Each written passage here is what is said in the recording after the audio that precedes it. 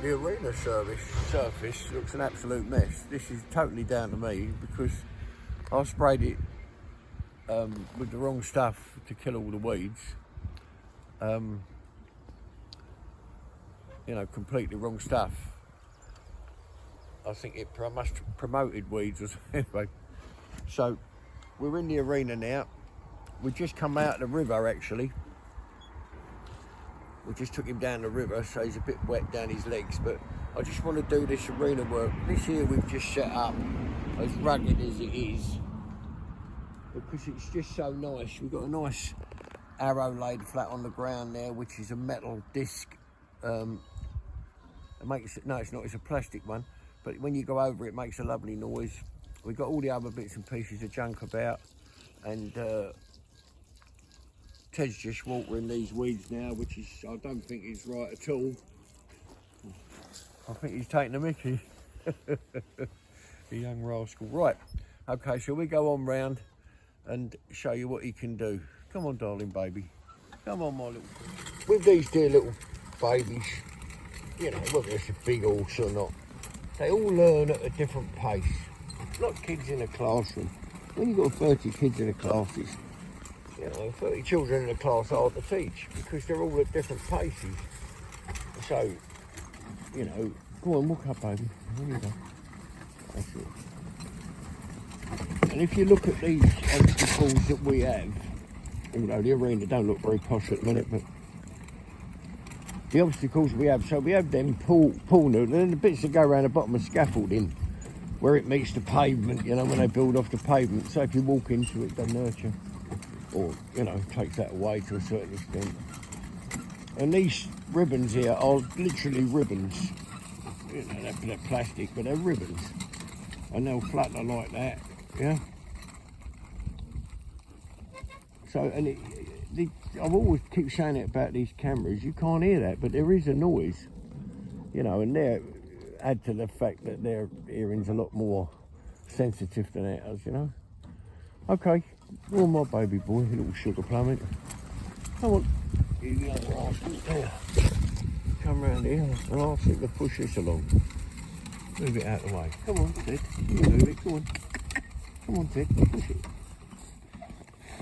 Ted. Come back a bit, babe. Come over there. Go on. Push it, babe. Go on, babe. See this caught up on the carriage now? No problem at all. So when you train horses, it's not just a case of putting them in the shafts, clip-clopping down the road. You want to make sure that as many as you can, eventualities that might come up. And it doesn't have to be traffic, you know, it can be all sorts of other things that come up. Like the other day, we're going up the road and a big plastic bag, quite a large plastic bag, big as a dustbin liner, but over there, bud. Come on, okay. Come up, bud. Come on. There's a good boy. So I want him to push that with his head, yeah?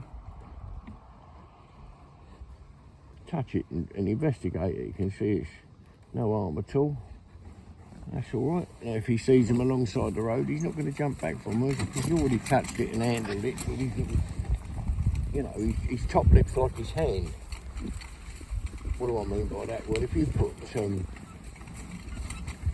feed in a bowl and put a ball bearing in there or a stone, that'll be there when he's finished his feed. Because he'll feel it with his old lip. Let's just put this old windsock here. We could do with a new one. It's not very brightly coloured now. That's it. And especially when you know, when we was talking earlier about having a woolen, like you have on a bobble hat, a little bobble of wool. That's good to have on the end of a string. And when you've got in harness, just dangle it over their ears, up their neck. Good thing to do. Or put it this way, don't do any harm, yeah? And if something ever comes round their head, you know, it's light, it's going to be something that's floating through the air or blowing through the air, And the same as this one, if a bag come over his head, he's not going to panic as much as he might be, oh my God, what's that? But he's not going to run off and scoot and go crackers, you know what I mean? So, but he's a dear little child. I love them all, I suppose, really. Someone said to me, that you say they're all lovely. Well, they're all lovely. Every one of them's lovely. I mean, we asked them to do all this, and what do they want? What do they ask for in return? Nothing, do they? You know, a little bit of food, a bit of shelter. But if they was in the wild, they'd manage perfectly well without our help, wouldn't they? But we bring them into our world, we expect so much of them, and they're so willing, they're so willing to please you if you only take the time to listen to them. Now, I know they can't talk, but they can talk with a body language. You've got to take the time to listen and understand each one of them. And let's say you can get them, to do anything for you, really. As long, two things you've got to do, most important thing. Never hurt them. Never smack them. Because I can't see the point in it. And also the other thing is, I see so many people all does something wrong, then they walk off, go and find a whip or something to hit them with, and the moment's gone. For the horse, he can't understand, can't put the two together. 2 minutes is too much of a gap to him to understand why he's being told off for pain. So that's why your voice is so much better. If I speak quietly all the time in the stable, you can hear a pin drop, seriously, in the stable. You could have 10 horses in there and you wouldn't hear anything. But go in there in the morning, 5 o'clock on a summer's morning, you go in there, open the door, and they all talk to you, all different noises from each one of them. And some of them want you to go and touch them, some of them don't want you to touch them. They just want you to say good morning, literally look at them and, make contact with them. Other want a bit of fuss, they want to scratch. I had horse here, and it was only after, when he was travelling in the lorry, he had a little mark come on his quarters. Nothing, it was just where he rubbed against the back door. It was nothing at all, but I had to put a bit of cream on it just to stop it going. And it was out of the way of the bridging, but I could go in there and I'd just check it each morning, make sure I was putting another little bit of cream on. And hear this blame around his head. Pay attention when I'm talking. So anyway, thereafter, when I went in there, he'd just lift his tail to one side and turn his buttock that way so I could scratch it. Well, there was nothing there anymore. There was nothing there after 2 days. Or 3 days, but he liked that, and he thought that's what our relationship was. I'll come in and scratch his bum and everything's all right, So they're all different, and you've got to understand that, and you've got to have the patience of a saint. If you start to lose the plot, go and make a cup of tea, because you're totally bloody useless to a horse when you lose the plot, when you're getting angry. No good. You're not going to get anywhere with them. You've got to do it with kind. Understand what I mean? You've got to be firm. You can't, let them do exactly what they like. When you drive them, when you leave the yard, they don't know how far they're going, how far you intend going. So you've got to go off at the pace you want, not the pace they want. You don't get in your motor car, turn it on, fold your arms and let you get on with it, do you? You'd end up in a ditch or banged into another car, so you can't do that. So you've got to look at this little fella's like your engine. So you've got to feed that engine, put the oil in, put the fuel in, make sure everything's all right there.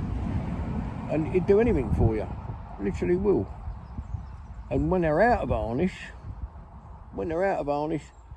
and they're not doing anything at all, then you can make a fuss with them, cuddle them and do whatever you want to do, and, But if I just talk the way I do, I'm very quiet around them and talk. But when I, show them that I'm not pleased, I can't do it now because it's not fair to Ted. How can I, speak harshly now? It's not fair. But if I say something like you do, people know me for saying that, and I say it loud and stern, they go, oh, Dad's upset, what's wrong? Well, it's only the same as a mare in a field when all the other horses come to eat. She put her head down, turn her head on one side, put her ears back, open her mouth, like that, and they'll all walk away and leave her to it. Well, she ain't actually kicked anything or bit them, does she? She just said, look, these are the rules, move over. And they live a happy life in the herd. But he's a lovely little, proper little plum drop, isn't he? Righto. Come on in. Up you go, baby boy. Good lad. This is a big arse for him. Now, I'm going to take this tickling thing we talked about earlier, yeah? This thing. And I'm going to run it along that corrugation there. Walk up, my baby. Come on, darling. Walk. You're a good boy. You're steady now. I'm going to rub it on here. No, come on. Up you go.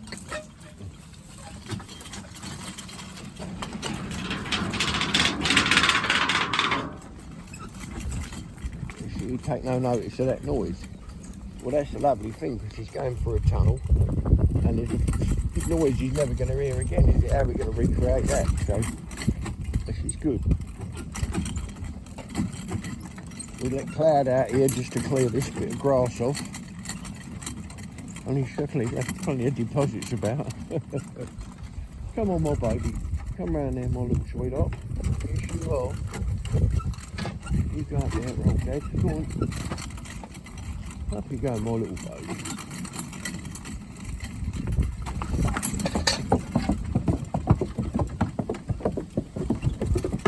Oh, my darling. Stand there. You see here now, he's such a lovely little chap.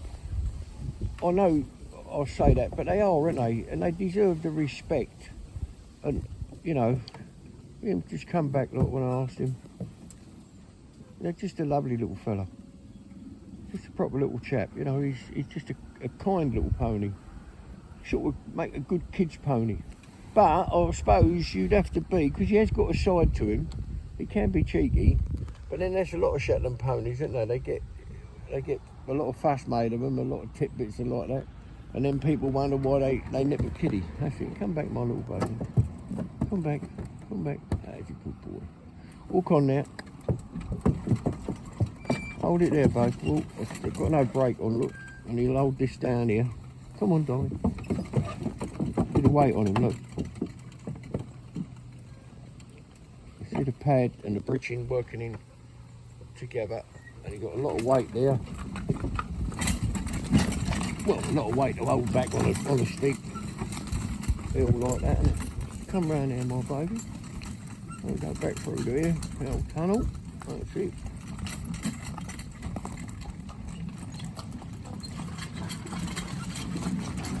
He loves going in the river. I mean, he really does love it. And what he'd like to do, I have to keep a little bit of contact with him in the river. So I let him have a drink because they all love the river water, you know. It's the river test. It's the cleanest river. They say, you know, chalk stream. Come on, my baby. And he loves that, but you've got to keep an eye on him because, you know, you don't want to be just talking to somebody up on the bridge asking you about the pony. You've got to keep your eye on him because he'd lay down. He'd lay down and roll. Well, you'd have a big tangle up of harness and shafts, wouldn't you, if he did? You definitely would. But there he is, the little rascal. That's him for today now. He'll go and have, oh my baby. I made, like with this carrot and coffee club we got, I made them all a big cake. So we got pony and mixture, you know, all the bits and pieces in it. And I cut up loads of carrot and I got carrot all round the outside and on the top. And I made a big cake, must have been, I don't know, 2 foot across. Well, I don't know, no, maybe 18 inches maybe. What if you could get in a normal size oven? And it went quite like a cake. All stuck together like a cake. And when it cooled down, we put it out for them. And I don't know if we got any film of it, but if we have, I'll show you.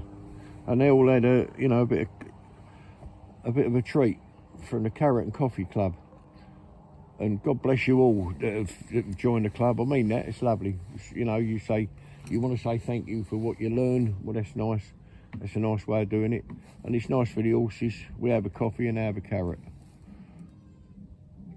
You know, when we got a good few quid in the fund, we might even go and have a beer.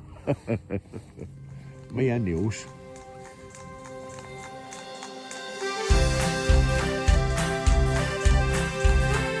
There's a smile on my face every time I hear that sound. the rhythm of the hooves as they touch the ground.